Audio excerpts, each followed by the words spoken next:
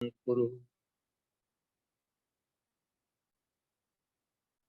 परम आदर सम्मान श्रद्धा के केंद्र सभी आर्य विद्वज्जन, पूजा और सत्कार के योग्य मात्र शक्ति,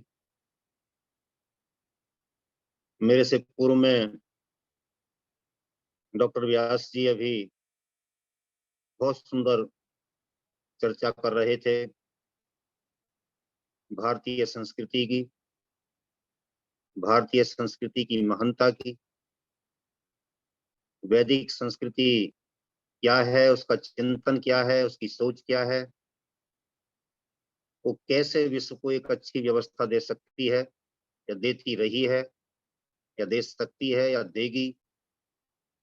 ये सारी संभावना यदि कहीं पर है तो केवल और केवल वैदिक संस्कृति में।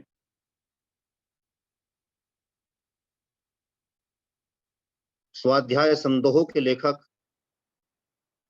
मनुर्भवय जनया दिव्यम जन्म मंत्र की व्याख्या करते हुए कहते हैं कि संसार के जितने भी धर्म ग्रंथ हैं तथा कथित,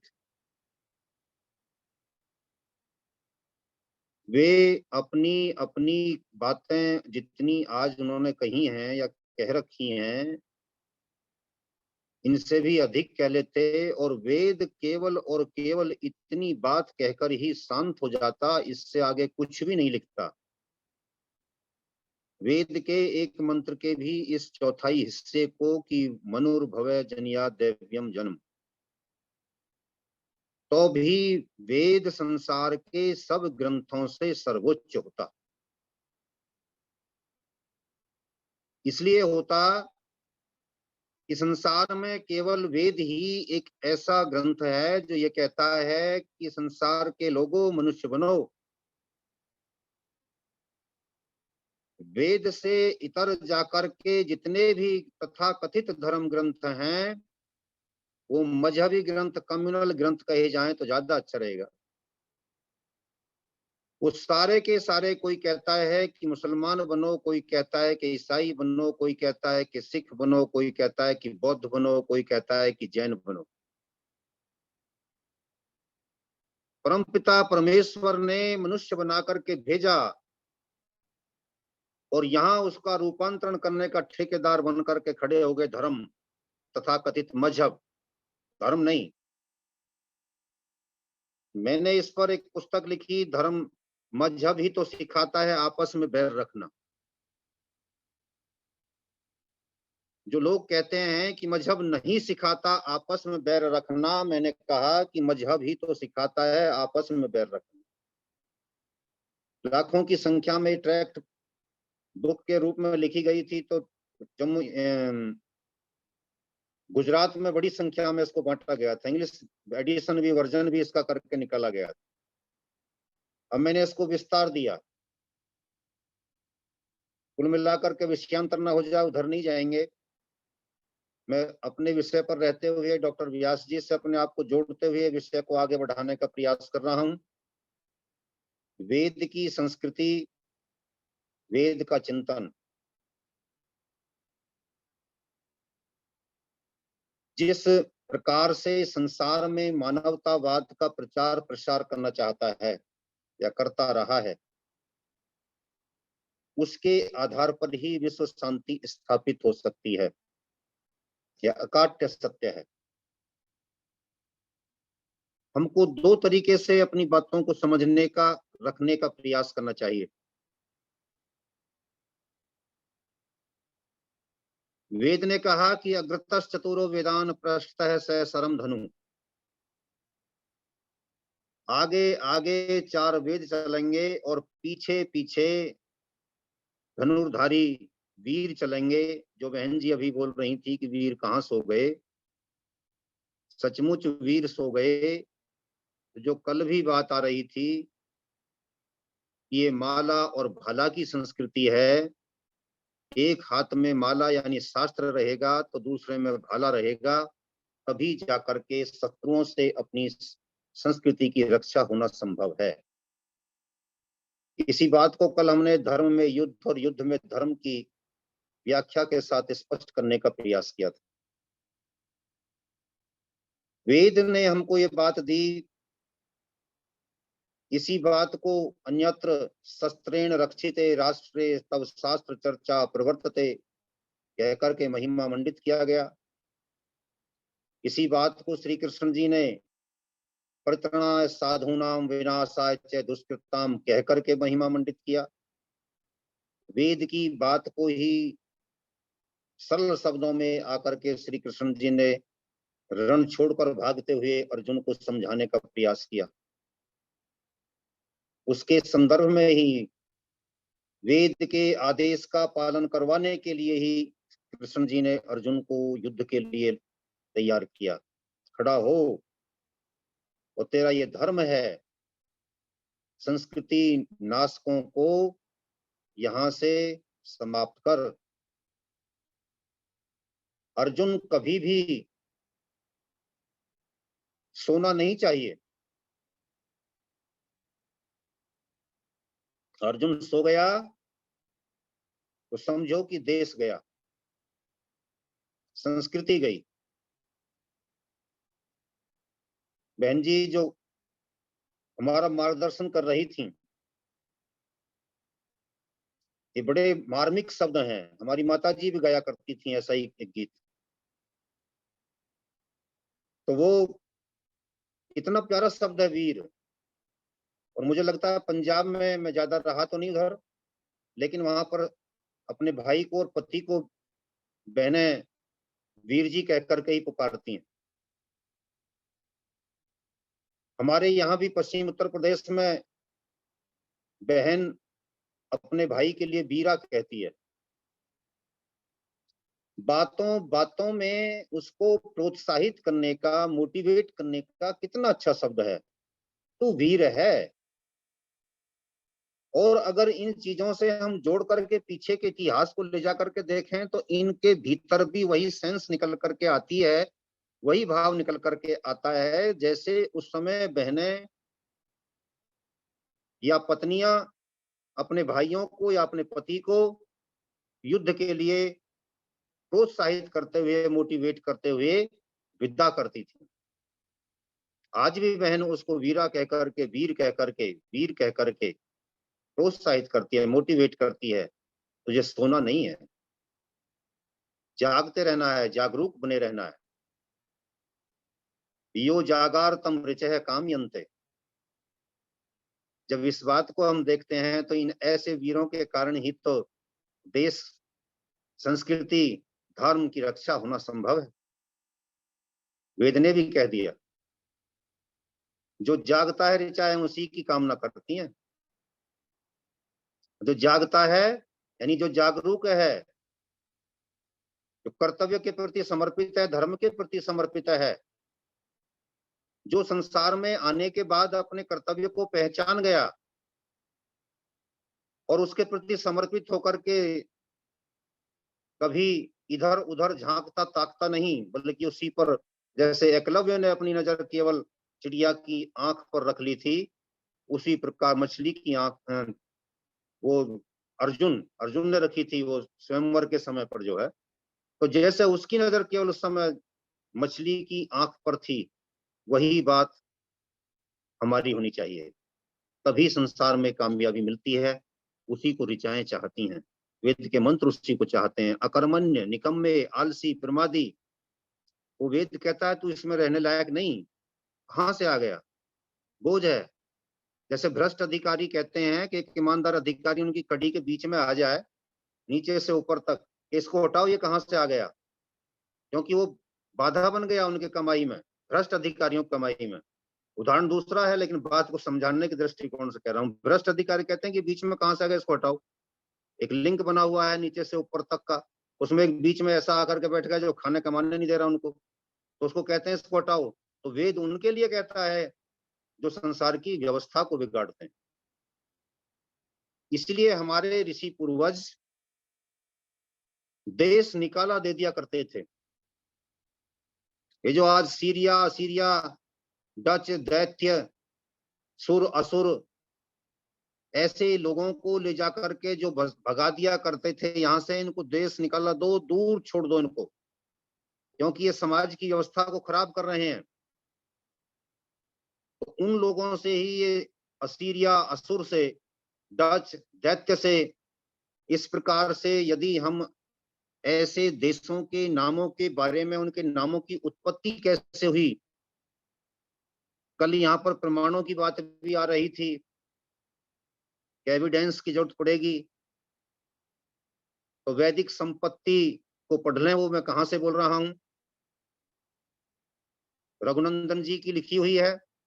आपने, विद्वान लोग हैं, लेकिन ऐसे भी लोग आ जाते हैं जिनको प्रमाणों की भी आवश्यकता होती है, एविडेंस की आवश्यकता होती है, तो मैं बता रहा हूं, उनको पढ़ें, वहां से मालूम पड़ेगा। वैदिक संपदा और भी अच्छी है, उसको पढ़िए, उससे भी मालूम पड़ेगा शब्दों की उत्पत्ति से स्थानों का निर्धारण किस किस प्रकार से हुआ।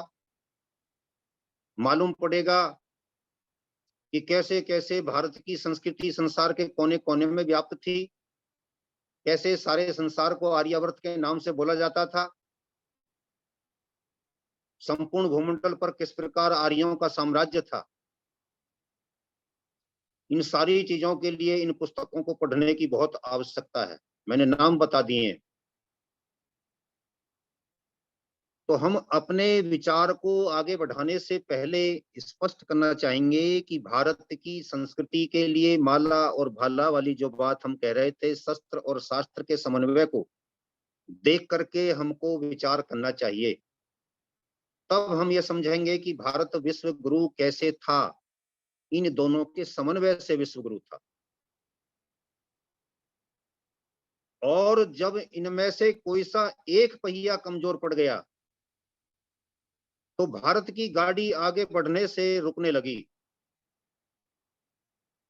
जब पौराणिक काल आया और पाखंडियों ने पुराणों में अवैज्ञानिक, अवैदिक सृष्टि नियमों के विरुद्ध बातें लिखनी डालनी आरंभ कर दी और वेदों के पढ़ने का अधिकार लोगों से छीन लिया, बहुत सीमित कर दिया,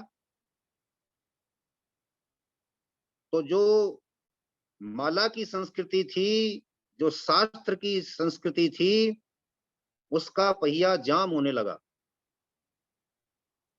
और उसका पहिया ही जाम नहीं हुआ, साइड में चलते हुए दूसरे पहिए पर भी उसका प्रभाव पड़ा।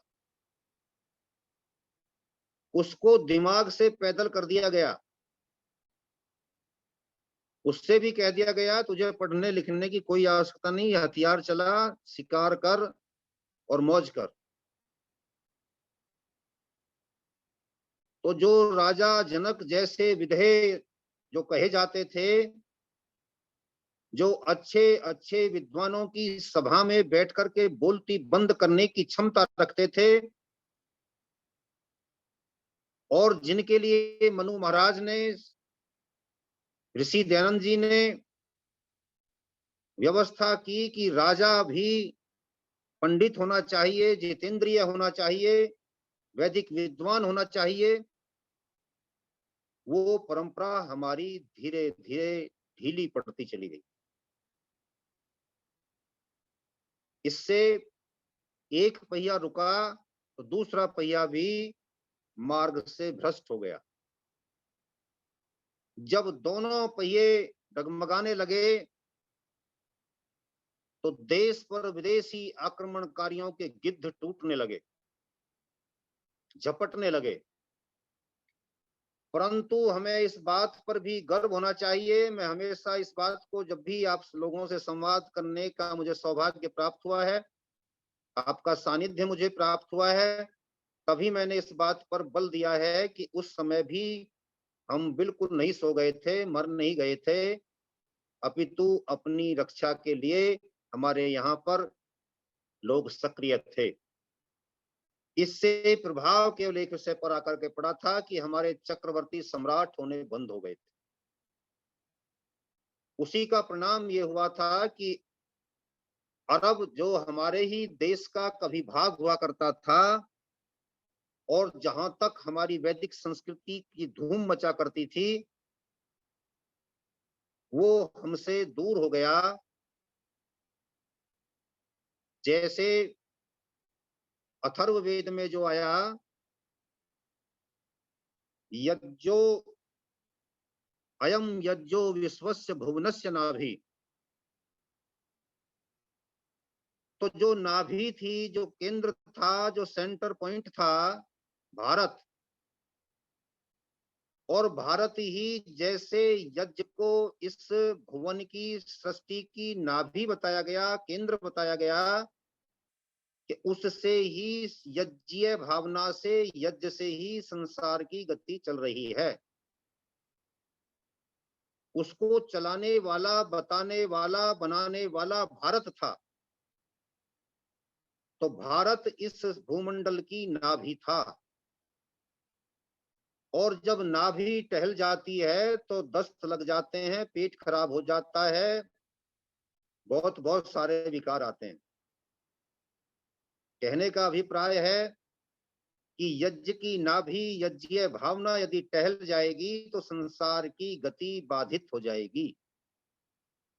और जब यज्ञ की गति टूटने से, बाधित होने से संसार की गति बाधित हो जाएगी, जैसे वहां अव्यवस्था फैलती है, पेट में फैलती है, वैसे ही संसार में फैल जाती है। तो जब इस भुवन की, इस संसार की, इस भूमंडल की नाभि ढीली पड़ी, टहली, तो हमारे यहाँ पर भी संसार के देशों की व्यवस्था खराब होने लगी। उसी का परिणाम ये हुआ कि हमारे देश में,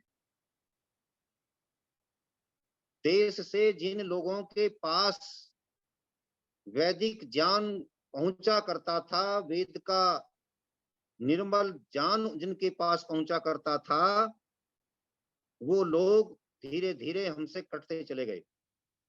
इसी समय संसार में अनेक संप्रदायों का जन्म हुआ। भारतवर्ष में भी अनेक संप्रदायों ने जन्म लिया। परंतु यदि हम उन संप्रदायों के बारे में जो भारत में पैदा हुए थे, मथुरा के रहने वाले प्रेम भिक्षु जी के साहित्य का अवलोकन करें तो हमको बौद्धों के बारे में मालूम पड़ता है कि महात्मा बुद्ध ने वैदिक धर्म की स्थापना के लिए कार्य किया था। जैनियों ने भी कल प्रश्न उठाया गया था। जैन शब्द अपने आप में ही स्पष्ट करता है वेद का अभिप्राय, शाब्दिक अर्थ ज्ञान, और ज्ञान से ही जैन बन गया। और चूंकि आप वेद के ज्ञान के उपासक हैं, इसलिए आपसे निकले हुए तथा कथित मजहब, संप्रदाय कहीं ना कहीं वेद के इर्द गिर्द ही घूमते दिखाई देते हैं। बौद्ध भी बोध यानी ज्ञान का ही प्रतीक है, सिख भी उसी का प्रतीक है। परंतु ये अपने अपने काल में वैदिक धर्म की रक्षा के लिए आए।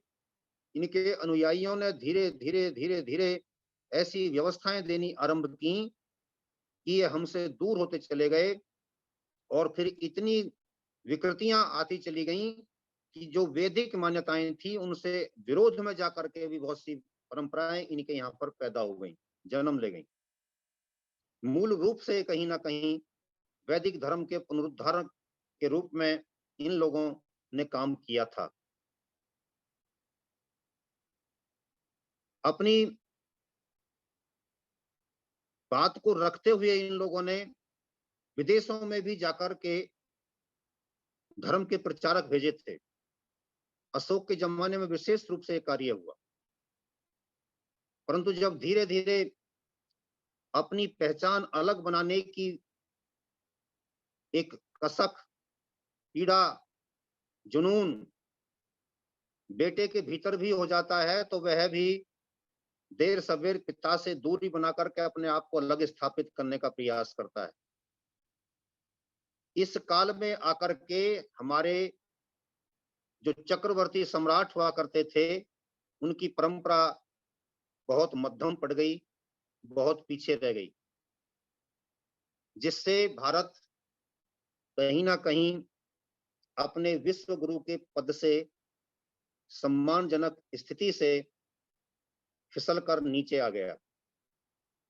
जब सेंटर कमजोर पड़ जाता है तो राज्य अपने आप उत्पात मचाने लगते हैं। इस बात को हमको ध्यान में रखना चाहिए। अब हमारे बारे में फिर नई नई धारणाएं बनाई गई। जब वेद का ज्ञान विश्व के क्षेत्रों में पढ़ना बंद हुआ तो वहां पर लोगों ने एक दूसरे के विपरीत जंग करनी आरंभ की, और जंग जो कर रहे थे वो कबीले के रूप में उन्होंने अपने आप को स्थापित किया। कबीलों के रूप में स्थापित होकर के उन्होंने एक दूसरे के खून का प्यासा होकर के युद्ध लड़े। तो कबीलाई संस्कृति को, कबीलाई कल्चर को लेकर के भारत में आए। सदियां गुजर जाने के बाद, पीढ़ियों गुजर जाने के बाद भारत की वर्ण व्यवस्था को वो लोग आकर के भारत के भीतर समझ नहीं पाए, या समझ करके भी ना समझने का प्रयास किया। और उन्होंने अपने आप को जब यहाँ पर आए आकर के अपना इतिहास लिखा या पुस्तकें लिखी, तो भारत के बारे में भी ये कहा कि यहाँ पर बहुत सारे कबीले हैं।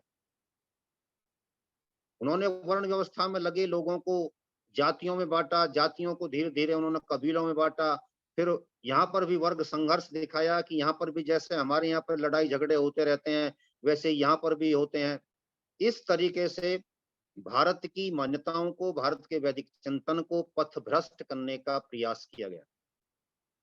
जबकि सच्चाई ये थी कि यहाँ पर वर्ण व्यवस्था संसार की सर्वश्रेष्ठ व्यवस्था के रूप में कार्य कर रही थी।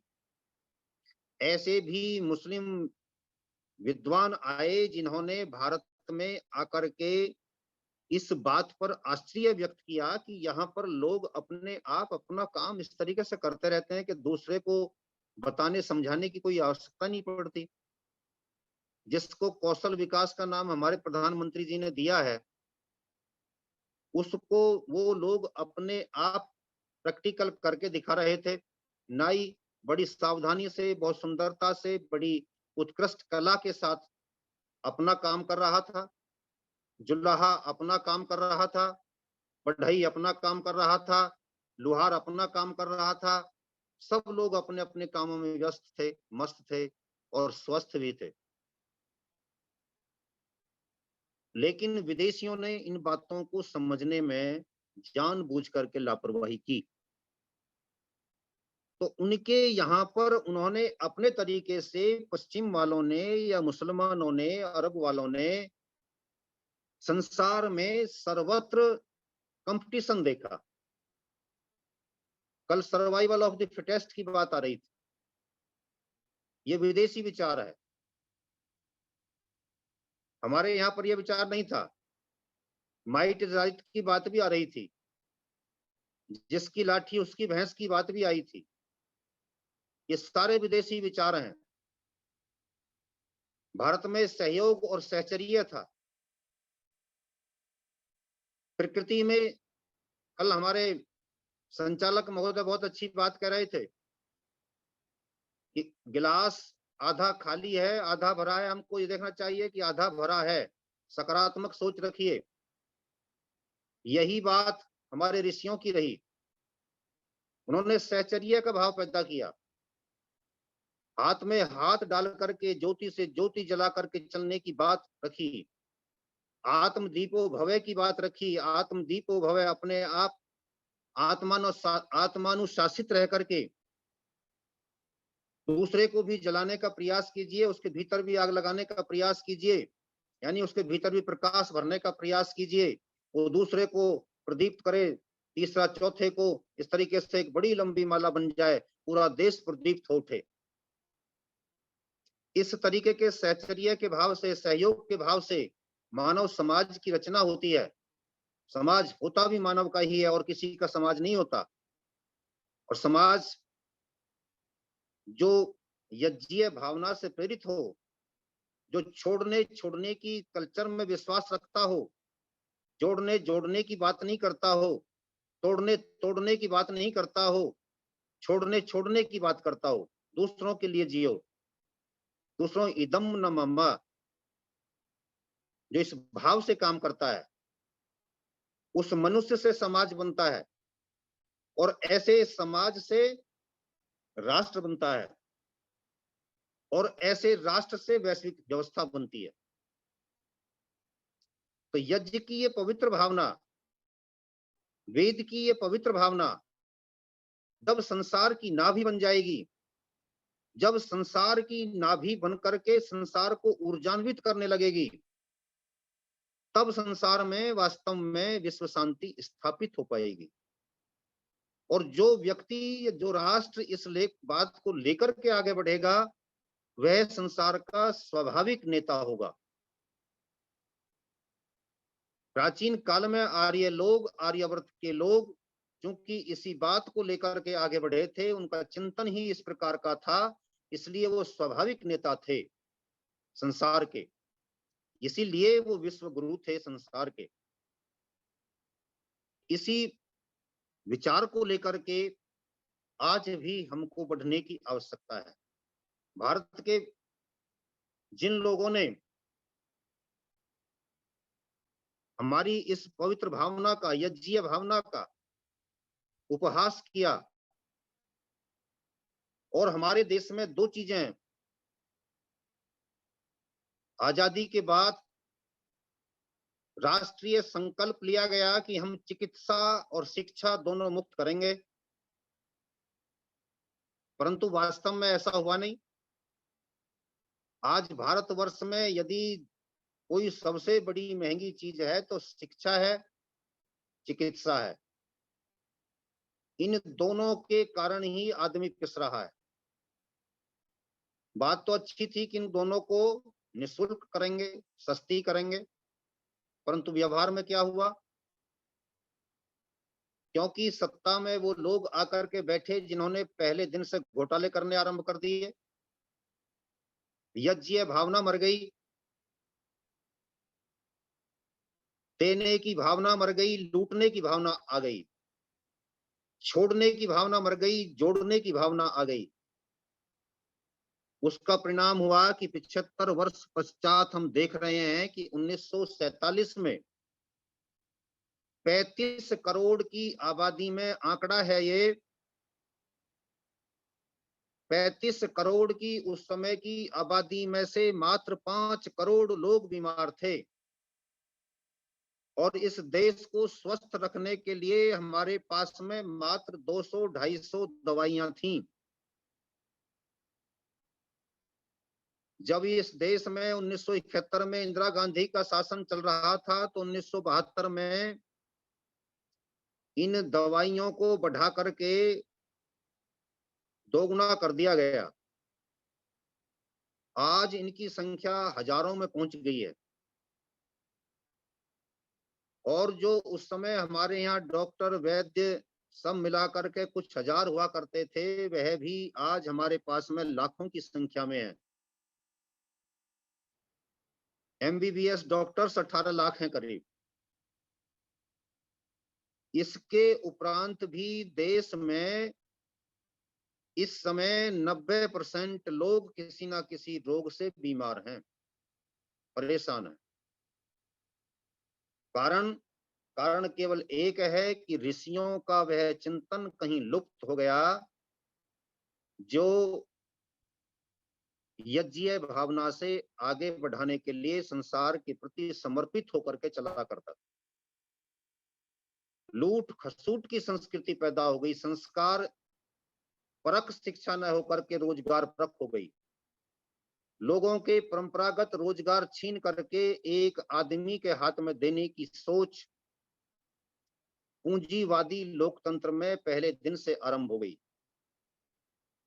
यह राजतंत्रात्मक पूंजीवादी लोकतंत्र है भारत में जो काम कर रहा है। इसलिए इस तंत्र के रहते हुए जो लूट खसूट का तंत्र है, भारत विश्व गुरु की ओर नहीं बढ़ सकता। इसके लिए जितना भी इलाज वर्तमान प्रधानमंत्री कर रहे हैं वह निश्चित रूप से अभिनंदनीय है। दो लोग, उत्तर प्रदेश में योगी जी और देश में मोदी जी, सभी इस बात से सहमत हैं, सभी इस बात से संतुष्ट हैं, आम आदमी उनका वोटर वर्कर बन जाता है केवल एक बात को देख करके कि वो किसी के लिए जोड़ नहीं रहे, किसी के लिए देश को लूट नहीं रहे। इस कारण लोग जो हैं उनके साथ जुड़ रहे हैं। इसका मतलब हुआ कि लोग यज्ञीय भावना को, अपरिग्रहवादी सोच को, जो भारत की मौलिक चेतना का मूल संस्कार है, उसको प्राथमिकता दे रहे हैं। और ये ऐसा होना भी चाहिए। जो भी व्यक्ति, मैं इन दो के नाम की बात के लिए ये नहीं कह रहा कि इनके साथ हम बंधे हुए हैं, जो भी व्यक्ति इस प्रकार का आता है शासन में, हमें उसका स्वागत और सम्मान और अभिनंदन करना चाहिए। अब हम थोड़े से आगे बढ़ते हैं। चिकित्सा क्षेत्र में जो कुछ चरक संहिता और सुश्रुत और उस परंपरा में पलने वाले लोग, चलने वाले लोग, मैं उदाहरण देना चाहूंगा। कश्मीर का एक मुसलमान शासक जैनुल आबदीन, जैनुल आबदीन बीमार पड़ जाता है। उसको बताया जाता है कि यदि आप पंडित श्री भट्ट को अपने इलाज के लिए बुला लें तो आप ठीक हो सकते हैं, क्योंकि वह अचूक दवाई रखता है, रामबाण औषधि उसके पास में है। उसको बुलाया जाता है, राजा सुल्तान को वह ठीक कर देता है। तब सुल्तान उससे कहता है कि आप जितना सोना, अशरफी, हीरे जवाहरात कुछ मांगना चाहते हो मुझसे मांग लीजिए। मैंने इस प्रसंग को यहाँ इसलिए लाने का प्रयास किया, दृष्टांत को, कि हमारे ऋषियों की परंपरा में हमारे लोगों की सोच किस प्रकार की हुआ करती थी। उसने कहा कि मुझे कुछ भी नहीं चाहिए। यदि आप चाहते हैं कि मुझे कुछ दिया जाए तो मैं आपसे निवेदन करूंगा कि आप भारत के लिए, कश्मीर के लिए कुछ रहम कीजिए। जिन कश्मीरी पंडितों को, हिंदुओं को, उस समय हिंदू शब्द प्रयोग किया जाता था, यहां से निकाल करके भगा दिया गया है। मैं आपकी जानकारी के लिए बताना चाहूंगा कि उस समय केवल 11 परिवार कश्मीर में रह गए थे हिंदुओं के। कश्मीर घाटी को पूर्णतया हिंदू विहीन कर दिया गया था। तब उस व्यक्ति के उस शिव संकल्प से सुल्तान के सामने रखे गए प्रस्ताव के माध्यम से भागे हुए हिंदुओं को फिर से बसाने का अभियान चालू किया गया। उसने संकल्प दिलवाया कि आप इनको वापस लाइए, इनके मंदिरों को इनको लौटाइए, जहां पर मंदिरों का विध्वंस कर दिया गया है उनको, उनका पुनरुद्धार कराइए, इनकी संस्कृति की रक्षा के लिए इनके शैक्षणिक केंद्रों को फिर से स्थापित करवाइए। ये उस व्यक्ति का एक महान प्रयास था जो इतिहास में दबा करके रख दिया गया है। और इसको कश्मीर हमारी भूलों का स्मारक, नरेंद्र सहगल जी ने पुस्तक लिखी है। प्रमाण के लिए, एविडेंस के रूप में बता रहा हूं। उसमें इन चीजों का राजतरंगिणी के आधार पर विस्तार से वर्णन किया गया है। तो उससे ये पता चलता है कि हमारे यहाँ पर जोड़ने जोड़ने की संस्कृति नहीं थी, छोड़ने छोड़ने की संस्कृति थी, और दूसरों के कल्याण के लिए जीवन को जीने की प्रेरणा हमारे भीतर हुआ करती थी। उसी का परिणाम था कि भारत विश्व गुरु था। चरक संहिता को पर्शियन लोग और जो अरब के लोग हैं, उन्होंने अपने यहाँ पर सरक कहा है, और सुश्रुत को वो अपने यहाँ पर सश्रद कहते हैं। सश्रद, सुश्रुत, सुश्रुत। इस प्रकार से वहां पर भी हमारे चरक और सुश्रुत का डंका बजता था। सिंघल द्वीप में इसी ज्ञान विज्ञान को लेकर के अशोक का पोता पहुंचा था, और ये जो हमारे सुश्रुत महादेव थे, महाराज थे, वैद्य जी थे, इनको आयुर्वेद का ज्ञान धन्वंतरी जी से मिला था। धन्वंतरी जी को आज भी हम सम्मान के साथ स्मरण करते हैं। दीपावली से पहले लोग धनतेरस मनाते हैं। शब्द को बिगाड़ दिया गया, धनवंतरी त्रयोदशी से बिगाड़ करके धनतेरस हो गया, और उस दिन बर्तन खरीद करके लोग समझते हैं कि अब धन की वर्षा होगी, मौज आएगी। अपने प्रतीकों के प्रति इन लोगों की गलती नहीं है। 75 साल से सत्ता में जो लोग बैठे रहे, जिन्होंने धनवंतरी को मरा हुआ समझ लिया, चरक को, सुश्रुत को, अग्नि, वायु, अंगिरा, पतंजलि, कपिल, सांख्य दर्शन के बनाने वाले, और दूसरे ऋषियों को जिन्होंने मरा हुआ समझ लिया, बीती हुई बातें समझ लिया, ये उनकी मेहरबानी है। लोग तो अपने तरीके से मना रहे हैं, दुकानदार अपने तरीके से चांदी काट रहे हैं, लेकिन सत्ता में बैठे लोगों ने हमारे अपने इतिहास पुरुषों के साथ, इतिहास के उज्जवल पृष्ठों के साथ अन्याय किया। गलती उन लोगों की है। उन्हीं की गलतियों के कारण आज एलोपैथी हमारे शरीर का नाश कर रही है, जिसने 90% लोगों को बीमार कर दिया है।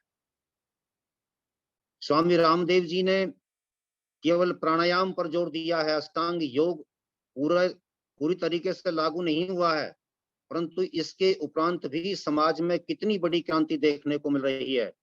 यदि हमारे ऋषियों का, पतंजलि ऋषि का पूरा दर्शन, पूरी सोच, पूरा योग दर्शन लोगों की समझ में आ जाए और उसको अपना लें, तो कितना भारी परिवर्तन संसार में आ सकता है।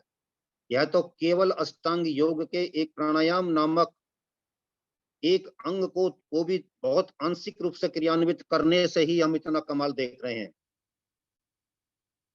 और उसके बाद भी हमको कितनी बड़ी छलांग लगाने में सहायता प्राप्त हुई है कि 195 देश तो एकदम हमारे योग को मानने के लिए तैयार हो गए।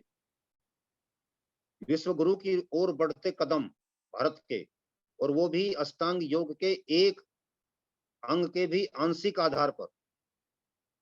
यदि अष्टांग योग को पूरा संसार अक्षर से पालन करना आरंभ कर दे तो संसार स्वर्ग हो जाएगा।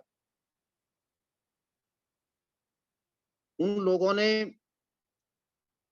प्रतिस्पर्धा देखी, उसका परिणाम हुआ संसार में युद्धों की संस्कृति पैदा हुई। उन्होंने युद्ध को प्रत्येक समस्या के समाधान के रूप में देखा, और हमने युद्ध को अंतिम विकल्प के रूप में देखा, और वो भी शांति स्थापित करने के उद्देश्य से देखा। उनके कारण संसार में अनेक युद्ध हुए, एक अनवरत श्रृंखला चली युद्धों की, और हमने युद्धों की संस्कृति को रोकने का एक नहीं अनेक बार प्रयास किया, रोक करके भी दिखाया। कूटनीतिक दृष्टिकोण से, कूटनीतिक उद्देश्यों से प्रेरित होकर के, कूटनीतिक उपाय अपना करके और दूसरे उपाय अपना करके, अंतिम विकल्प युद्ध, और अंतिम विकल्प भी शांति के लिए। जो उत्पात पे खड़ा हो गया हो, जो किसी भी प्रकार से संसार के विनाश की बातों में लग गया हो, उसको सबक सिखाने के लिए। तो ये पतंजलि महाराज ने जो कहा, दह्यन्ते ध्यायमानानां धातूनां हि यथा मलः तथेन्द्रियाणां दह्यन्ते दोषा प्राणस्य निग्रहात्। इस बात को संसार के अन्य देश, पश्चिमी जगत के देश, अमेरिका हो चाहे यूरोपियन कंट्रीज हो, ये आज तक भी नहीं समझ पाए इंद्रियों के दोष क्या हैं। और हमारे ऋषियों ने इन बातों को हजारों लाखों करोड़ों वर्ष पहले समझ करके एक एक का विश्लेषण कर लिया था। यदि काम पैदा होगा, क्रोध पैदा होगा, मद पैदा होगा, लोभ पैदा होगा, क्रोधज कामज दोष क्या होंगे, उनसे कौन कौन सी बीमारियां शरीर में लग जाएंगी। इसलिए इनका एक एक का विकार का निराकरण कैसे कर लिया जाए, इन सब को उन्होंने प्रारंभ से समझ लिया था और समझ करके एक विश्व व्यवस्था संसार को दी थी। आज उसको मनोविज्ञान के रूप में समझने का लोग प्रयास कर रहे हैं, साइकोलॉजी के रूप में। लेकिन साइकोलॉजी भी उतनी ऊंचे दर्जे की नहीं है जो हमारे ऋषियों की थी। कहने का अभिप्राय है, ये बात थी अभी तक की हमारी, जिस पर हम विचार कर रहे थे, अपने संस्कृति के शास्त्रगत पक्ष की, माला वाले पक्ष की, सिपाही वाले पक्ष की, और शस्त्र की चर्चा भी करते हैं। भारत के लोगों ने, जिन्होंने संसार को चलाने के लिए राजनीतिक व्यवस्था दी, और जो राजनीतिक व्यवस्था में लगे हुए लोग थे, उन्होंने भारत की इस संस्कृति को बचाने के लिए अथक प्रयास किए। आज की नई पीढ़ी यह समझ रही है कि जब इस देश पर आक्रमणकारी के रूप में मुसलमान आ रहे थे या अंग्रेज आ रहे थे, तो वो क्योंकि आधुनिक प्रगतिशील विचार को लेकर के इस देश पर आक्रमण कर रहे थे, तो इस देश के दकियानुसी रूढ़िवादी लोगों को उनका स्वागत करना चाहिए था। और जैसा इतिहास पढ़ाया जा रहा है कि उन लोगों ने आकर के यहाँ पर रेल दी, यातायात के साधन दिए, टेलीफोन दिया, फलां दिया, वो दिया, इससे लगता है कि जैसे उन्होंने इस देश पर आकर के बहुत भारी उपकार किया था और यहाँ के लोगों ने उनको भगा करके बहुत बड़ी गलती कर दी। देर सबेर क्रिया की प्रतिक्रिया होती है। जब पढ़ाना ही इस तरीके से आरंभ कर दिया गया कि हमको तो अंग्रेजों के उपकार, हमारे ऊपर तो बहुत उपकार हैं उनके, तो उसका परिणाम तो ये आना ही था। तो उसके परिणाम स्वरूप जो इस्लाम वाले यहाँ पर आ रहे थे, उनका भी हमको उस समय स्वागत करना चाहिए था, क्योंकि वह भी आधुनिक और प्रगतिशील मजहब था। उसका प्रतिरोध करके हमारे लोगों ने उस समय गलती की, लेकिन ये नहीं था। जितना अभी तक हमने बोला था, उसको संसार की सर्वोत्कृष्ट संस्कृति के उपासक बन करके, संसार की सर्वोत्कृष्ट संस्कृति के रूप में उसे स्थापित करने के लिए संकल्पशील हमारी राजशक्ति ने इस बात को गहराई से समझा कि संसार को व्यवस्था तो केवल और केवल वैदिक संस्कृति के माध्यम से दी जा सकती है। इसलिए इन आने वालों का यहाँ पर विरोध होना चाहिए, क्योंकि ये संसार की व्यवस्था को दुर्व्यवस्था में बदलने का कार्य कर रहे हैं। इनकी संस्कृति भक्षक की संस्कृति है, रक्षक की संस्कृति नहीं है। विश्व में आग लगा रहे हैं, निरीह निरपराध असहाय लोगों का वध कर रहे हैं। जब यहाँ पर अत्याचार इस सीमा तक बढ़ रहे थे, तो कश्मीर के लोगों ने जब अपने यहाँ पर महमूद गजनवी को देखा और उसने हजारों लोगों का जब नरसंहार किया, तो लोगों में महीनों नहीं सालों तक उसका भय घुसा रहा था। कारण केवल एक था कि उससे पहले कश्मीर के लोगों ने कभी युग युगों से, जब से सृष्टि बनी थी तब से लेकर के आज तक ऐसे मारकाट वाले दृश्य नहीं देखे थे। दिल्ली ने इन लोगों के आने से पहले मारकाट के दृश्य नहीं देखे थे। तो ये जो इतना बड़ा तूफान आया और देखा कि इससे मानवता की हत्या हो रही है, मानवता की रक्षा नहीं हो पा रही है बल्कि उसका भक्षण हो रहा है, तब हमारी राज शक्ति इसके प्रतिरोध के लिए खड़ी हुई। और जब ये लोग आक्रमणकारी के रूप में आए तो उस समय की घटनाओं पर कुछ पर हम विचार करते हैं, कैसे कैसे लोगों ने किस किस प्रकार से देश की रक्षा के लिए कार्य किया था।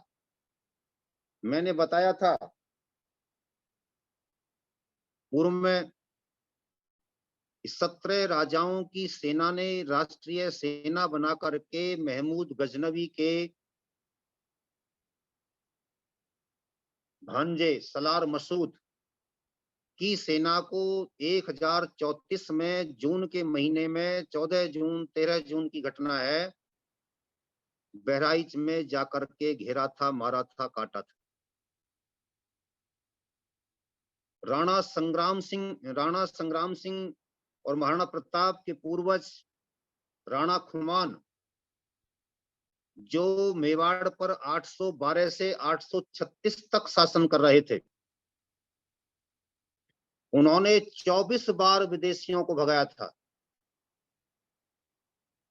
और उस समय कश्मीर से लेकर के गजनी से लेकर के गजनी आज का जो आपके पाकिस्तान, अफगानिस्तान, ईरान, इराक तक के जो राजा थे, इतिहास जब हमको पढ़ाया जाता है तो ये माना जाता है कि जैसे पाकिस्तान के तत्कालीन शासक ने कोई साथ नहीं दिया था और पाकिस्तान बहुत पहले से अस्तित्व में है, क्योंकि इतिहास लिखा ही इस तरीके का गया है। लेकिन इस घटना को जब हम जानते हैं, समझते हैं, पहचानते हैं, तो कर्नल टाड ने एविडेंस के रूप में बता रहा हूं कि उन्होंने लिखा है कि कश्मीर के और गजनी के शासकों ने भी राष्ट्रीय सेना में भाग लिया था। राष्ट्रीय सेना में भाग लेकर के विदेशियों को 24 बार भारत से खदेड़ा गया था। उस समय भी महमूद नाम का ही एक विदेशी आक्रमणकारी राक्षस भेड़िया इस देश पर आया था। ये लुटेरे दल के, डाकू दल के लोग थे और इन डाकुओं को वैसे ही भगाया जा रहा था, मारा जा रहा था, काटा जा रहा था जैसे कोई हमारे घर पर डाकू आ जाए उसको हम भगाते हैं। महिमा मंडन करके इनको इतिहास में डाकू के बजाय सुल्तान और बादशाह लिख दिया गया और हमारे लोग उस समय इनको डाकू समझ करके भगाने का काम कर रहे थे, इसलिए हमारे लोगों का पुरुषार्थ हल्का करके दिखा दिया गया और जो लोग यहाँ पर आकर के हमारा ही दमन और समन कर रहे थे, उनके कार्यों को हम पर इस तरीके से थोप दिया गया जैसे कि उन्होंने हम पर बहुत भारी उपकार किया था। यदि उनका उपकार था तो राणा खुमान को भूल जाइए। यदि उनका उपकार था तो बहराइच के सुहेल देव को और उसके साथ 17 राजाओं ने जिन्होंने उस राष्ट्रीय सेना में भाग लिया था, उनको भी भूल जाओ। भूल जाओ अपने पूर्वजों के सारे पुरुषार्थ को, परिश्रम को, पौरुष को, प्रताप को। भूल जाओ उन लोगों को जिन्होंने उस समय अफगानिस्तान को हिंदू से मुसलमान बनने के लिए अपने प्राणोत्सर्ग किए थे। भूल जाओ उन हिंदू राजाओं को जिन्होंने ईरान और इराक में अपनी बलि दी थी। मत खोजिए उनके पद चिन्हों को। ये मानसिक विक्षिप्तता को पैदा करने वाला, मानसिक निष्क्रियता को पैदा करने वाला निराशाजनक इतिहास हमको नहीं चाहिए। हमको वो इतिहास चाहिए जिससे हमको पता चले कि हमारे लोगों ने कितने वीरतापूर्ण कृत्य किए थे माला और भाला की संस्कृति की रक्षा के लिए। फिर से हम विश्व गुरु बने। संसार पर शासन करने का आर्यों का एकमात्र अधिकार है। इस बात को लेकर के जो लोग संघर्षरत रहे, उनके बलिदानों को, उनके इतिहास को नहीं भूल सकते हम। वो संस्कृति का धार्मिक पक्ष था जिस पर बोल रहे थे हम। ये अपनी संस्कृति का, वैदिक संस्कृति का राजनीतिक पक्ष है। और राजनीतिक पक्ष ने भी सबूत है मेरे घर में धुएं के ये धब्बे, कि कभी यहाँ उजालों ने खुदकशी की है। इतिहास के पृष्ठों पर जब उनके बलिदानी रक्त को पड़े देखते हैं, तो यही बात सिद्ध होती है कि सबूत है मेरे घर में धुएं के ये धब्बे, कि कभी यहाँ उजालों ने खुदकशी की है। इस बात को हमको समझना चाहिए। जिस समय हमारे देश पर पृथ्वीराज चौहान का शासन था, युद्ध हो रहा था, गौरी से भयंकर युद्ध हो रहा था। गौरी के पक्ष का एक सैनिक आता है और हिंदू सैनिकों के से कपड़े पहन लेता है, और वो चोरी छुपे बचते बचाते पृथ्वीराज चौहान के नजदीक तक आ जाता है। इस देश के लिए बलिदान देने में, इस देश की स्वतंत्रता की रक्षा के लिए, इस देश की वैदिक संस्कृति की रक्षा के लिए बहनों ने अपने अप्रतिम बलिदान दिए हैं, अप्रतिम योगदान दिया है। श्यामली नाम की एक हमारी सैनिक, महिला सैनिक, उस राक्षस को देख रही थी कि ये व्यक्ति कौन आ रहा है और इसकी नजर कहां पर है और ये क्या करना चाहता है। वह नजदीक तक आ जाता है और श्यामली उसका काम तमाम कर देती है। उससे भयंकर संघर्ष होता है। संघर्ष के बाद उसको मारा जाता है और लोगों को मारा जाता है। तब पता चलता है कि यह हिंदू वेश में एक विदेशी राक्षस था। जिस समय विजय का उत्सव दरबार में मनाया जा रहा था, तब उस विजय के उत्सव में किसी ने परिचय कराया कि शामली ने भी इस बार इस प्रकार का वीरोचित कार्य करके दिखाया है। तब हमारे राजा पृथ्वीराज चौहान कहते हैं, अरे श्यामली, तुमने अपने लिए कुछ नहीं बोला, बोलिए क्या चाहती हो। उसके शब्द चाहे लेखक ने जो लिखे हों, लेकिन हाथ जोड़ करके खड़ी हो जाती है। वह उस समय अपने स्वामी के प्रति निष्ठा दिखाती है कि नहीं, मुझे आपका साथ ही पर्याप्त है, मैं इसकी भीख नहीं लूंगी, इसकी बदले में कुछ चाहूंगी नहीं, क्योंकि देशभक्ति बेची नहीं है।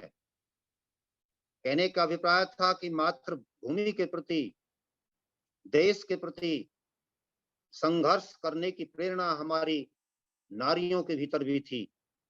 और जब उन्होंने देखा कि देश की संस्कृति की रक्षा के लिए इस तरीके से कोई राक्षस हमारी सेना के भीतर घुस चुका है, प्रवेश पाने में सफल हो चुका है और हमारे महाराज तक पहुंचने में भी उसको ज्यादा देर लगने वाली नहीं, तो जिस श्यामली ने उस दिन ये कार्य किया था, वो हमारे देश की संस्कृति की रक्षा के लिए किया गया कार्य था। हम इतने कृतज्ञ नहीं है कि अपने बलिदानियों के उस बलिदान को, उनकी उस बलिदानी भावना को, उस राष्ट्र भक्ति की भावना को भूल जाएं। कुछ बात है कि हस्ती मिटती नहीं है हमारी, यही वो बात है जो प्रत्येक के भीतर एक लगन के रूप में, एक दीपक के रूप में जल रही थी, मसाल के रूप में जल रही थी। इसी समय एक दूसरे सेनापति, हमारे हिंदू सेनापति गोविंद राय के बारे में हमको जानकारी मिलती है।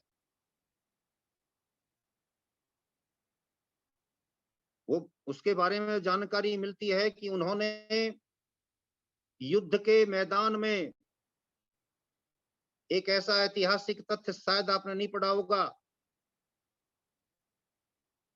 बुक कहाँ से उपलब्ध होंगी? मेरी पुस्तक जो 1235 वर्षीय स्वाधीनता संग्राम का इतिहास मैंने लिखा है, उसमें प्रमाणिक आधार पर इसकी जानकारी दी है। और उसी पुस्तक को इस समय इंडिया बुक ऑफ रिकॉर्ड्स में दर्ज किया गया है। तो ये गोविंद राय ने उस समय इतना बड़ा कार्य किया कि गौरी को उसने घेर करके मार करके नीचे गिरा दिया। अपने हाथी से नीचे गिर करके, घोड़े से नीचे गिर करके, गलती हमारे गोविंद राय से केवल एक हो गई। माना कि हम युद्ध हार गए, लेकिन हमारा पौरुष तो वंदनीय है, अभिनंदनीय है। क्या उसको भी भूल जाएंगे? गलतियां होती हैं, सबसे हो जाती हैं। गलती क्या हो गई थी?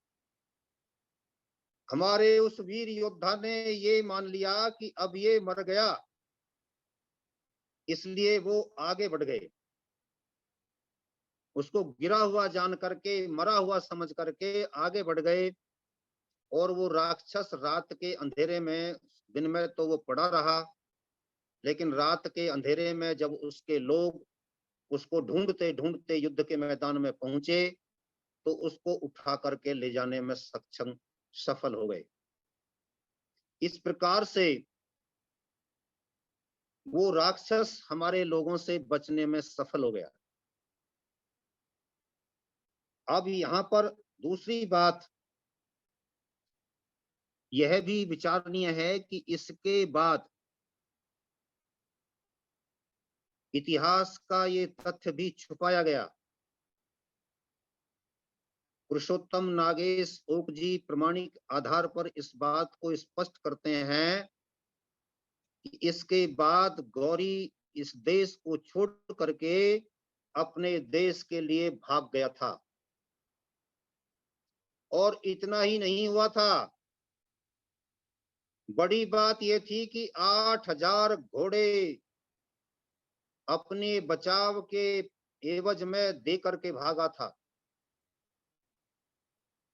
लेकिन एक प्रचलित मूर्खतापूर्ण धारणा है कि इतिहास विजयी का होता है।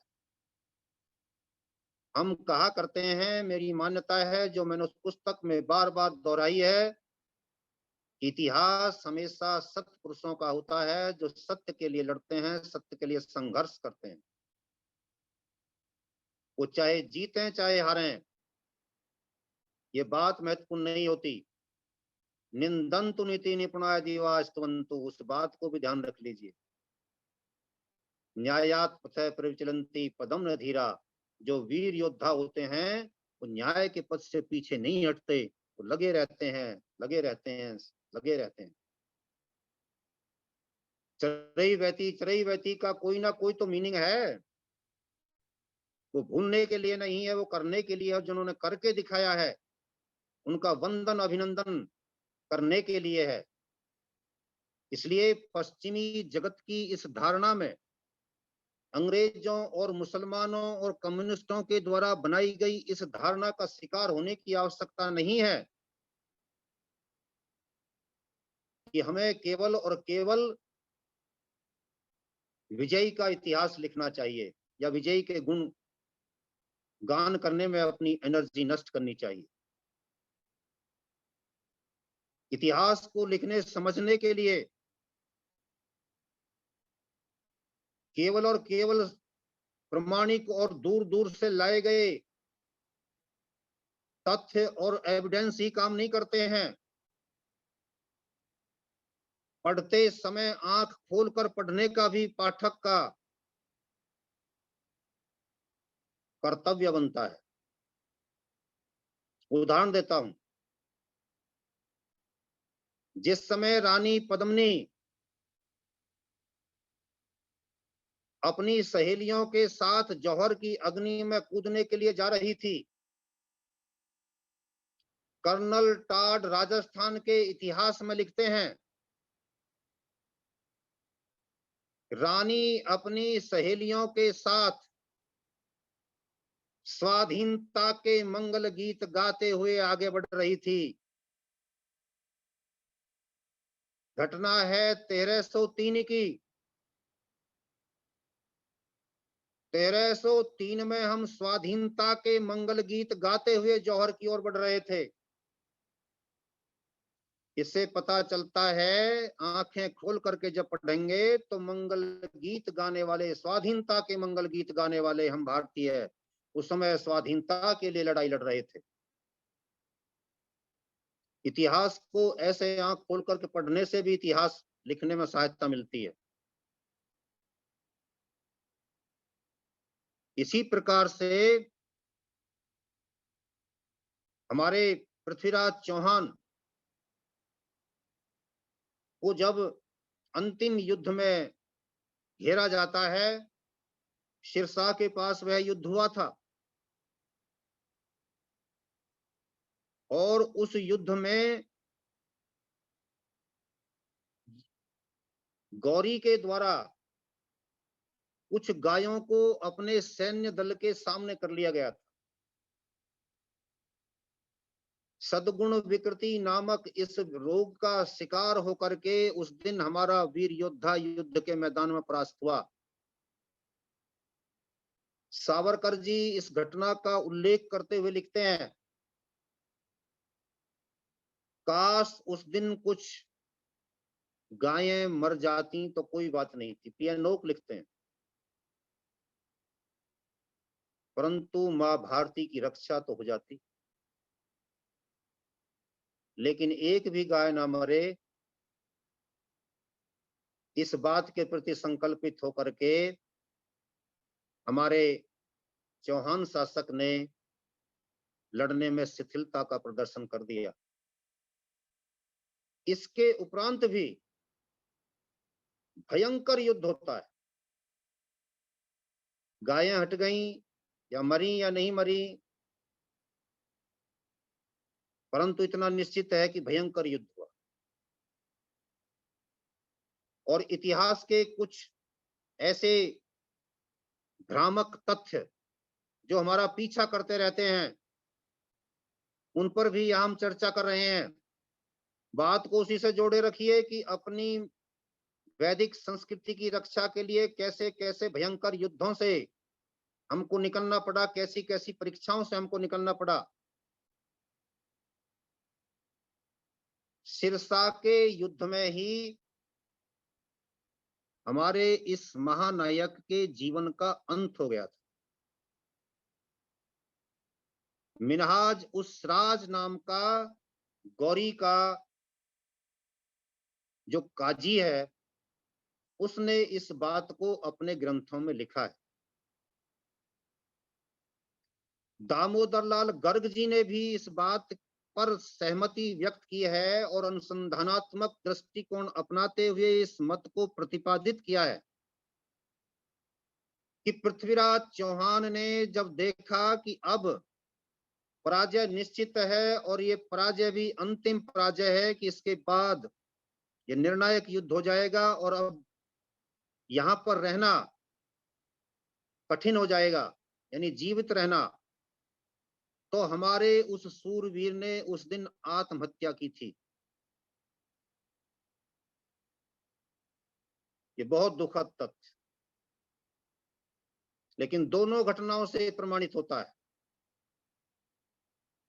मैं फिर अपनी बात को स्पष्ट करते हुए बोलना चाहूंगा, इस बात को ऐसे भी समझ लीजिए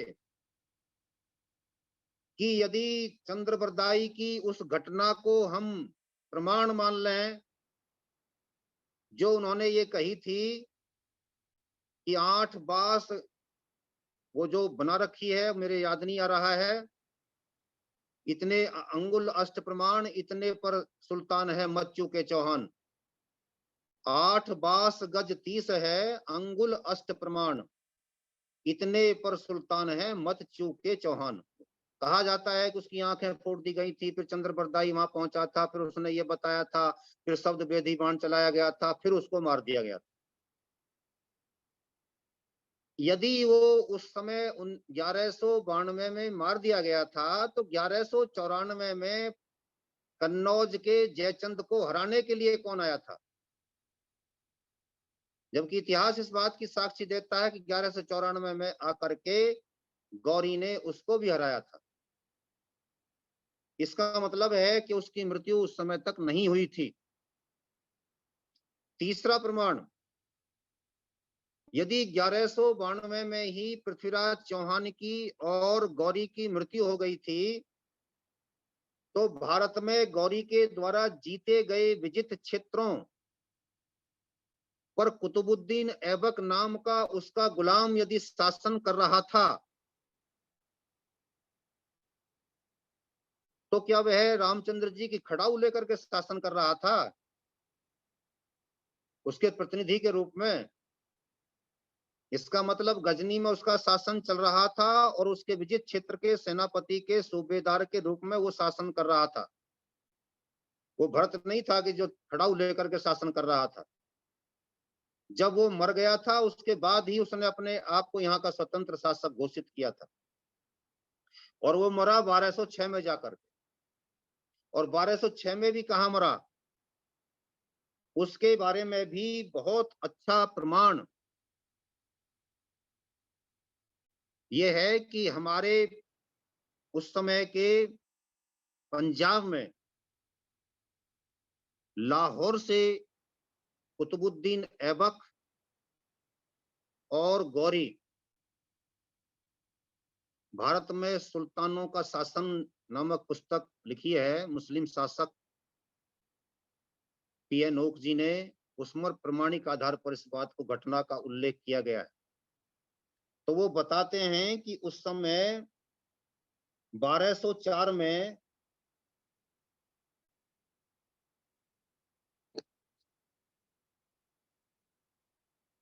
कुतुबुद्दीन ऐबक को मेदो और चौहानों ने घेर कर परास्त किया था। इसके बाद राजस्थान में उनको जब परास्त कर दिया गया तो उससे निकल करके ऐबक और गौरी दोनों लाहौर के रास्ते से जा रहे थे। लाहौर में वो पड़ाव डालते हैं और यहाँ पर हिंदू वीरों की, यहाँ पर कोई राजा नहीं था, ये बात भी अपने बारे में बहुत महत्वपूर्ण है। और हमारे इतिहास में को आप पढ़ेंगे, जानेंगे, समझेंगे तो ऐसे अनेक उदाहरण आपको मिलेंगे कि जहां पर बिना राजा के ही लोगों ने अपनी अपनी सेनाओं का गठन किया और विदेशियों के साथ जाकर के जूझ गए। यहाँ पर भी ऐसा ही हुआ था। लोगों ने अपनी एक सेना का गठन किया और सेना के गठन के साथ उन्होंने जाकर के उस पर अचानक आक्रमण किया, उसके शिविर पर तलवारों से लेकर के मारकाट मचाई और मारकाट में गौरी का उन्होंने अंत किया। पृथ्वीराज चौहान के खून का बदला 14 साल बाद हमारे वीरों ने इस प्रकार लिया था। ये उन नरभक्षी संस्कृति नाशकों के विरुद्ध चल रहा एक राष्ट्रीय अभियान था, जो इस देश की संस्कृति पर किसी भी हमलावर को बर्दाश्त नहीं करना चाहते थे। इस प्रकार एक नरभक्षी का, एक डाकू का, एक लुटेरे का, एक विदेशी आक्रमणकारी का हमारे इन वीर योद्धाओं ने यहाँ पर आकर के अंत कर दिया था। मैंने पहले भी बताया था आपको, इसी प्रकार से कालिंजर में एक और विदेशी आक्रमणकारी का अंत हमारे योद्धाओं ने किया था, जिसको हम इतिहास में शेरशाह सूरी के नाम से जानते हैं। इसको भी उसी पुस्तक के हवाले से बता रहा हूं। उसमें शासक के बारे में बताया जाता है कि हमारे वीर योद्धा, हिंदू वीर युवा बाहर से इस बात की जानकारी करते थे, इस बात की निरंतर जानकारी रखते थे कि भीतर बादशाह किले के भीतर क्या करता है। तो पता चला कि बादशाह प्रातः काल में फला समय अपने हथियारों के निरीक्षण के लिए दीवार के साइड में से ऐसे घूमता हुआ गुजरता है। रोज बारूद का निरीक्षण अपने आप करता है कि कितनी बारूद आज है, कल कितनी प्रयोग हो गई थी। भीतर से बाहर के संपर्क पूरी तरह जुड़ गए और पूरी तरह यह जानकारी ले ली गई कि शेरशाह सूरी जब किले की इस दीवार के पास आएगा तो अमुक सायरन बजेगा या अमुक संकेत होगा या इस समय निश्चित रूप से वो यहाँ पर होगा। इन सब बातों की आपस में बढ़िया सेटिंग करके, अच्छा तालमेल बैठा करके, फिर बाहर से हमारे हिंदू योद्धाओं ने, हिंदू वीरों ने उस बारूद के ढेर पर बाहर से बम फेंका और उस बारूद के ढेर में आग लगी और शेरशाह सूरी का अंत हो गया। ये उस व्यक्ति का अंत था जो भारत की वैदिक संस्कृति को मिटाने के लिए एक राक्षस के रूप में, जबरदस्ती डाकू के रूप में इस देश में शासक बन बैठा था। अभिनंदन होना चाहिए उन वीरों की वीरता का, पौरुष का, प्रताप का, पुरुषार्थ का, देशभक्ति का, राष्ट्रभक्ति का, संस्कृति के प्रति प्रेम की भावना का, जिन्होंने उसका इस प्रकार अंत किया था। लेकिन इस देश में पीएचडी उनको मिलती है जो हमारे अकबर जैसे नीच बादशाह को अधिक से अधिक उदार, धर्मनिरपेक्ष दिखाने के लिए एड़ी चोटी का झूठा जोर लगाते हैं और उस जोर लगाने की एवज में वो अपने लिए डिग्री ले जाकर के मौज करते हैं। उनको पीएचडी मिलती है, उनको दूसरे अन्य सम्मानजनक स्थानों पर बैठाया जाता रहा है। तो ये सारी चीजें आज बदलनी चाहिए। आज प्रयास इस बात का होना चाहिए, डिग्री उस व्यक्ति को मिलनी चाहिए जो इस बात की जानकारी निकाल करके लावे कि महमूद गजनवी जिस समय सोमनाथ के मंदिर को तोड़ रहा था तो उस समय लोगों ने अपनी 50,000 की सेना बनाई थी जो किसी राजा के नेतृत्व में नहीं थी। और वो लोग कौन थे, उनका सेनापति कौन था, किसने उस योजना को बनाया था, जिन्होंने बिना वेतन की 50,000 वीरों की सेना ले जाकर के वहां पर कटवा दी थी। 4 दिन युद्ध चला था, भयंकर मारकाट हुई थी, 50,000 लोगों ने अपना बलिदान दिया था। ये देश के लिए जो ये कह दिया जाता है कि बस मूर्ति आपकी रक्षा कर लेगी और हमारे भीतर अकर्मण्यता छा गई थी, माना कि अकर्मण्यता थी, लेकिन ये अकर्मण्यता भी नहीं थी, ये तो वीरता थी। इस वीरता के लिए भी लेखन होना चाहिए, उसको पुरस्कार मिलना चाहिए, पीएचडी उसको मिलनी चाहिए जिन लोगों ने शेरशाह सूरी को समाप्त किया, जिन्होंने गौरी को समाप्त किया, जिन्होंने उस गजनवी को समाप्त किया। वो लोग पब्लिक के लोग थे, वो सेना के लोग नहीं थे। तो इसलिए अपने राष्ट्र के उस पौरुष को, उस प्रताप को नमन करते हुए, अभिनंदन करते हुए उसका मैं अपनी वाणी को विराम देता हूं। और आपने धैर्य के साथ मुझे सुना, इसके लिए आपका भी हृदय से अभिनंदन करते हुए जय हिंद, जय भारत, ओम शम। बहुत ही ऐतिहासिक जानकारियां जो हम लोगों को नहीं थी प्राप्त हुई हैं। दुर्लभ गोरिया जी, अपना माइक खोल करके आ जाइए। बहुत ही जिज्ञासु व्यक्ति हैं दुर्लभ गोरिया जी। आइए दुर्लभ जी, नाम ही उनका दुर्लभ है। अरे हाँ, हमें भी वो दुर्लभ के रूप में प्राप्त हो गए हैं और बहुत अच्छे। गोरिया भी उनके नाम के साथ जुड़ गया है, दुर्लभ गोरिया जी। माइक खोल लीजिए दुर्लभ गोरिया जी, आइए, कोई प्रश्न हो अपना पूछ लीजिए। चलिए, जब तक वो आते हैं चेतन होकर के, और किसी का कोई प्रश्न हो, कोई शंका किसी के मन में हो तो हाथ उठा दीजिए अपना, वीडियो खोल करके, तो हम आपको आमंत्रित कर दें। वरना एक किसी के मन में कोई प्रश्न हो, दुर्लभ गोरिया जी आइए। भवानी शंकर लोधी जी, मां साहब, भवानी शंकर लोधी जी,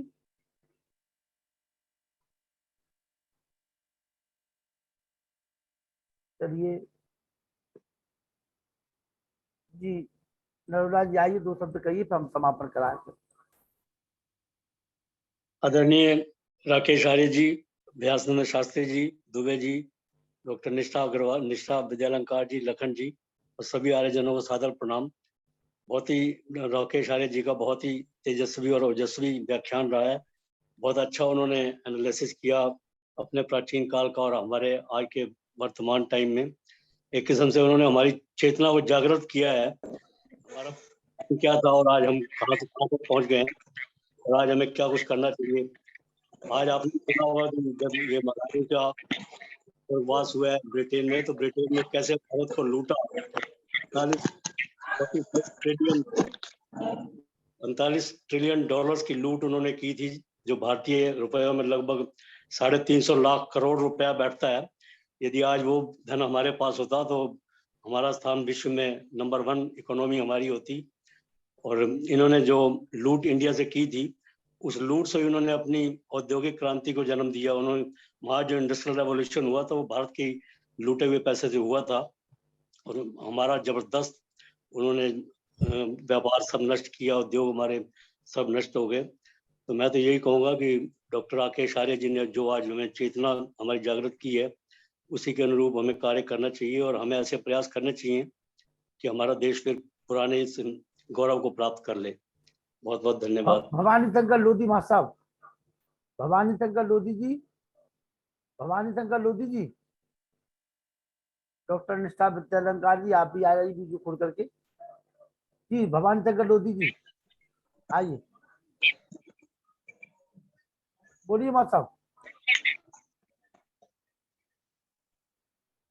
जी भवानी शंकर लोधी जी बोलिए। भवानी शंकर लोधी जी माइक खोलिए। चलिए कोई बात नहीं। दुर्लभ गोरिया जी आप आ जाइए, आप बहुत जिज्ञासु हैं। जी हाँ भवानी शंकर लोधी जी बोलिए। जी सर नमस्कार। जी बोलिए। वीडियो खोल लीजिए दुर्लभ जी, वीडियो खोल लीजिए। आप दुर्लभ हैं, हमारे लिए बहुत दुर्लभ चीज मिल गई है। आइए, हमें आप जैसे जी प्रभु नमस्कार। जी आइए, वीडियो खोल लीजिए, आपकी मुंह दिखाई हो जाए। ये देखिए दुर्लभ चीज आ गई हमारी। आइए, वीडियो बंद हो गया आपका, अरे ऑडियो बंद हो गया दुर्लभ जी, ऑडियो खोलिए। हाँ आइए दुर्लभ जी बोलिए। जी जी नमस्कार। नमस्ते नमस्ते जी, नमस्ते जी। बिल्कुल सही बात बताया डॉक्टर साहब ने कि हम जब आयुर्वेद भूल गए तो देश बर्बाद हो गया है। आयुर्वेद भूलने की वजह मात्र से हमें आयुर्वेद को समाज में फिर से पुनर्स्थापित करना ही चाहिए, हर हाल में करना चाहिए।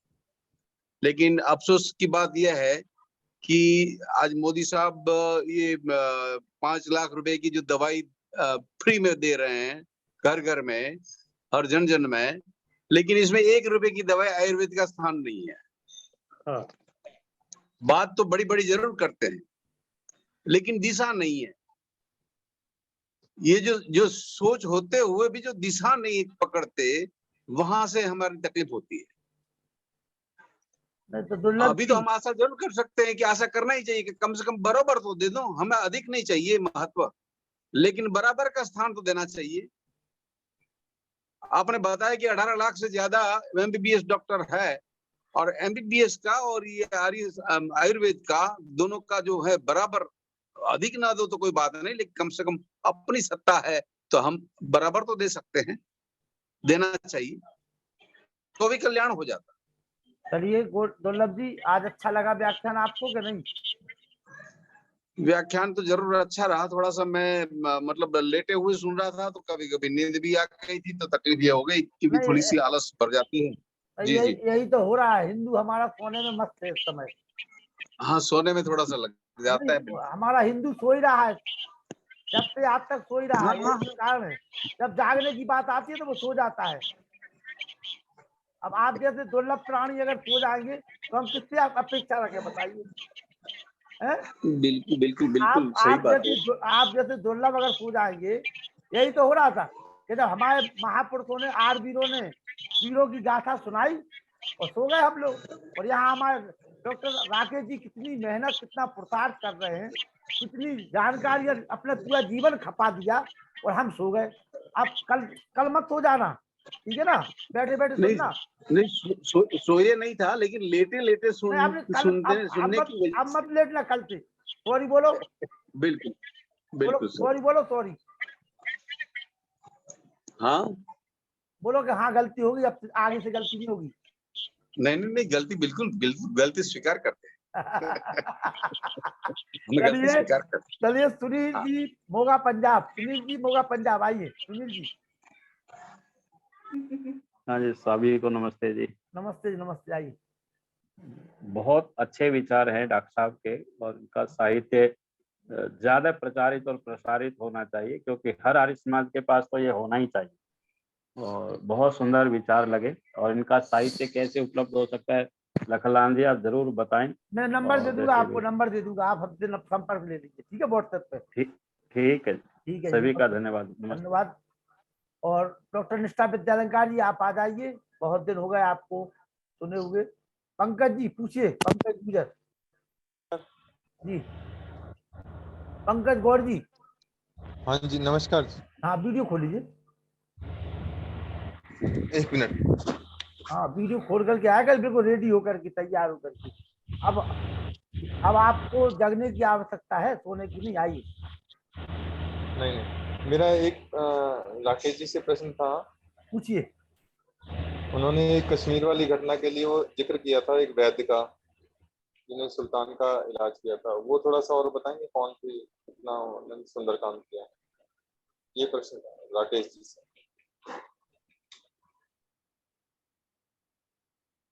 जी राकेश क्या भाई साहब, क्या हाँ जी उनका प्रश्न सुना आपने? जी, क्या कहा? एक बार पंकज जी फिर से बोलिए, तेज बोलिए, आप युवा है। पंकज जी। नमस्कार राकेश जी। जी मेरा नमस्कार जी। प्रश्न था, जो आपने कश्मीर की घटना का जिक्र किया था, एक वैद्य थे जिन्होंने सुल्तान का इलाज किया और फिर उनसे इलाज का पारितोषिक ना लेकर के कश्मीरी हिंदुओं के हाँ जी। पुनर्वास ये डिमांड किया था, उनकी जानकारी पूछना था। उनके बारे में बाद में फिर यह हुआ था कि उनको सुल्तान ने अपना प्रधानमंत्री भी नियुक्त किया था, और उनके रहते हुए उनके प्रधानमंत्रित्व काल में हिंदुओं के कल्याण के लिए, उत्थान के लिए अनेक योजनाएं बनाई गई थी। उनके धार्मिक अधिकारों को पुनर्स्थापित किया गया था, उनको राजनीतिक अधिकार भी दिए गए थे, और उनका पुनर्वास भी किया गया था। इसके अतिरिक्त जो आज हम देखते हैं अपने इतिहास, कश्मीरी पंडित शब्द जो हम प्रयोग करते हैं, वो चूंकि अपने आप में पंडित थे, इसलिए उन्होंने, जो लोग लौट करके देश के कोने कोने से उल्टे अपने अपने घरों में पहुंचे थे, तो उन लोगों की एक विशाल बैठक आयोजित करके फिर उनको उन्होंने अपना नाम दिया था कि आज से आप जाति आदि आदि के चक्कर में नहीं पड़ेंगे, बल्कि अपने आप को पंडित लिखना आरंभ कीजिए। तो ये पंडित कहने की परंपरा, जो कश्मीरी पंडित का हम बहुत शोर इस समय सुनते हैं, ये उस समय से उन वैद्य जी के द्वारा दिया गया नाम था। कई बार इस पर यह भी व्याख्या सुनने को हम भी इसको मानते रहे थे कि कश्मीर में चूंकि प्राचीन काल से ही ऋषि मुनियों का आना जाना रहा, ऋषियों की संतान वो रही, तो इसलिए भी वो अपने आप को पंडित कहते थे। लेकिन पंडित ये नहीं, पंडित यहाँ से मिला था उनको। और ये जैनुल आबदीन के साथ जब ये प्रधानमंत्री हमारे श्री भट्ट जी चले गए संसार से, तो उसके पश्चात फिर कश्मीर में वही दुर्दांत आतंक फैला था जो आज फैल रहा है। और मैंने इस पर जो है अभी ये पुस्तक लिखी थी, मेरी अभी पुस्तक ये 5 अगस्त को ही प्रकाशित होकर आई है, कश्मीर आतंकवाद की पूरी कहानी। इसमें 1301 से लेकर के 1989-90 वाला भी और वर्तमान तक का सारा इतिहास इसमें देने का प्रयास किया है, कि कहानी केवल 1990-89 की नहीं है, बल्कि ये तो 1301 से चल रही है, और उससे लेकर के आज तक जो जो कुछ हुआ है, उसमें श्री भट्ट जी के द्वारा जो अपने समय में काम किया गया था, वो बहुत ही आदर्श और अनुकरणीय था। जी बहुत बहुत धन्यवाद डॉक्टर ये व्यास। बुक अमेजन पे मिल जाएगा ना, फ्लिपकार्ट पे? ये अमेजोन पर मिल जाएगी पुस्तक आपको। ठीक है। डॉक्टर व्यासनंदन शास्त्री जी, आइए। आप देखिए डॉक्टर व्यासनंदन शास्त्री जी की लगन देखिए आप, जब बाहर है खड़े खड़े सुन रहे हैं। ओम त्वं हिनः पितावशो त्वं माता शतक्रतो बहुविध अधाते सुमनमीमहे। ओम शांति शांति शांति। हमारे माननीय संयोजक महोदय, आज के मुख्य वक्ता आदरणीय डॉक्टर राकेश कुमार आर्य जी, प्रसिद्ध इतिहास लेखक, और अभी इनकी किताब जो आई है वो भी हम लोगों ने दर्शन किया कश्मीर आतंकवाद को लेकर के। और उसके अलावे उन्होंने जो आज बड़ा ही समझिए कि हम लोगों की जानकारी में जो बातें इतिहास में हम लोग से परे थी, उन तमाम बातों की जानकारी पूरे प्रमाण के साथ दिया, चाहे वो मोहम्मद गौरी का हो, चाहे मोहम्मद गजनी का हो, चाहे पृथ्वीराज चौहान का हो, चाहे गोविंद राय जी का हो, चाहे पद्मिनी जी का हो। जो उन्होंने इन वीरों ने जो काम किया है उसको आज इतिहास खास करके युवा पीढ़ी भूल न जाए, और हमारे देश को किस किस तरह से लोगों ने स्वतंत्रता के लिए एक नींव के पत्थर के रूप में काम किया है, इसकी पूरी जानकारी डॉक्टर साहब ने दी है। सचमुच यत्र ब्रह्मच छत्तंच सम्मिंच चरतो सह, ये जो वेद का आदेश है, ब्राह्म बल और छात्र बल दोनों बराबर रहेंगे। जिसको अकृतः सकलं शास्त्रं पृष्ठतः सशरथ धनु इदम ब्रह्म इदम छात्रम शापादपि शरादपि, ये जो भावना है इस वैदिक साम्राज्य को सुगठित करने का, इसकी ओर हमारे माननीय मुख्य वक्ता जी ने आग्रह पूर्वक निवेदन किया है अपनी वाणी के साथ। बहुत बहुत आभार, बहुत बहुत धन्यवाद ऐसे सुंदर, सुगम, सुललित और अत्यंत शिक्षाप्रद व्याख्यान के लिए। इसके लिए मैं संयोजक महोदय को विशेष रूप से आभार मान रहा हूँ कि उन्होंने ऐसे सुंदर वक्ता को अपने इस मंच पे लाया है, और सुंदर वक्ता के साथ सुंदर लेखक। प्राय लेखक वक्ता नहीं होते, लेकिन वाग्मी लेखक हैं आप। सुंदर वक्ता के साथ सुंदर लेखक, ये ईश्वर की बड़ी कृपा है आप पर। पूर्ण वैदिक ज्ञान का अधिकार रखते हुए बोलते हैं ओम। मुनि पुरुषोत्तम बासपति जी, मुनि जी कहाँ आइए? मुनि जी ओम ओम, आइए आइए, स्वागत है। ओम त्वं हीनः पिता वटु त्वं माता ततो बहुविधः अथाते सुमनीमहे। आज का विषय हमारे बीच में रखा गया है।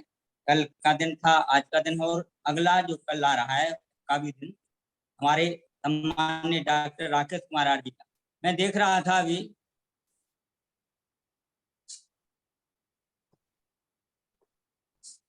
बोलिए बोलिए, आवाज आ रही, बोलिए।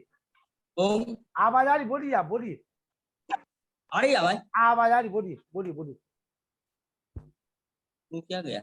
बोलो बोलो, हाँ। आवाज आ रही, बोलो आप, बोलो। तो मैं देख रहा था अभी, भाला और माला, बहुत अच्छा उन्होंने एक शस्त्रम रक्षते राष्ट्रम शास्त्रम धर्म प्रवर्तते, बहुत अच्छा एक मतलब वो नारा दिया है। और आप हमारे हाथ में देख रहे हैं, मूर्ख मनाओ और मुंह जड़ाओ, आपके द्वारा ही इस्लाम संदेहों के घेरे में हाँ जी, हाँ जी। एक चर्चा और होती है हमारे डॉक्टर राकेश कुमार जी के द्वारा, भारतीय संविधान के कुछ आपत्तिजनक अनुच्छेद। ऐसे आपके, मेरा दुर्भाग्य कह लीजिए, यहाँ पे हमने अमर स्वामी प्रकाशन से आपका पूरा साहित्य के लिए उन्होंने लिखा था जी जी। क्योंकि उन्होंने कहा कि आज से 2-3 साल या 5-6 साल पहले तक का है जी, उन्होंने कहा इस समय वो उपलब्ध नहीं। हमने कहा जो कुछ उपलब्ध है वो आप हमें दे दीजिए। मेरी रुचि है, लखनलाल जी को पता है इस बात का। मैंने कहा था एक दिन मैं अपने ग्रंथों की सूची दिखाने के लिए आध घंटे का समय लूंगा। जी जी जी। कि मेरी याददाश्त तो खराब है ही, तो याद नहीं रहता, लेकिन मैंने बहुत कुछ साहित्य का संग्रह किया हुआ है और मैं बहुत उत्सुक रहता हूँ कि दूसरे लोग भी इसको पढ़ें। जी जी। तो मैं बहुत साधुवाद आपके लिए। और हमारे डॉक्टर व्यासनंद शास्त्री जी, हमारी जो भजनोपदेश का है, हमारी बहन जी आदित्य बिटिया माता जी वगैरह हैं, सचान, वो संतोष सचान जी, नरूला जी, डॉक्टर साहब हमारे वेदिका जी। और हम देख रहे हैं लखनलाल जी 2 दिन से क्या माता चंद्रकांता जी नहीं है क्या? चंद्रकांता जी चली गई हैं, वो आए नहीं है 2 दिन से, कहीं व्यस्त होंगी वो। हाँ, 2 दिन से नहीं है। हाँ, चलिए, हाँ। सभी के लिए साधुवाद। और मैं चाहता हूँ कि डॉक्टर साहब का जो भी साहित्य है, जिसको जहां से भी उपलब्ध हो जाए, तो मैं जानता हूं कि किसी भी प्रकार की आशंकाएं समाधान उनके द्वारा, अपने आप पुस्तकों के द्वारा हो सकता है। और 3 दिन तो डॉक्टर साहब ने हमारे बीच में बहुत अच्छे उदाहरणों के साथ में, बहुत अच्छे प्रमाणों के साथ में पूरे इतिहास को जो दूषित कर दिया गया था उसको हमें हमारे सामने खोल के रख दिया है। मैं सभी के लिए साधुवाद हृदय से करता हूँ। सभी के लिए नमस्ते। ओम। धन्यवाद। आराधना जी, वेद प्रकाश शर्मा जी, आइए शांति पाठ। शांति पाठ। ओम दौ शांति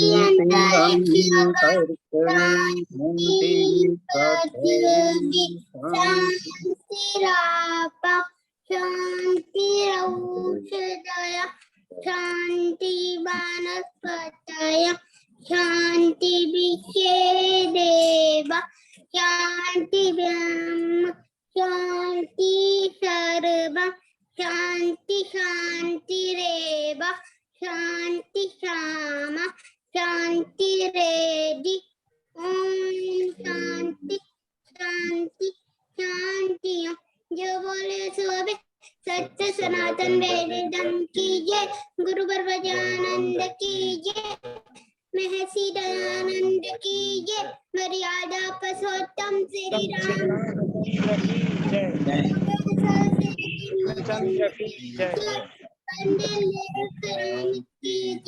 भारत माता की जय। गौ माता की रक्षा हो।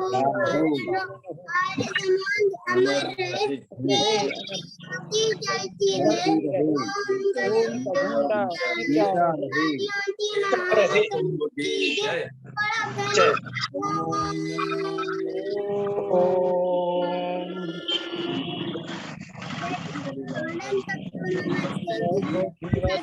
दादा नमस्ते।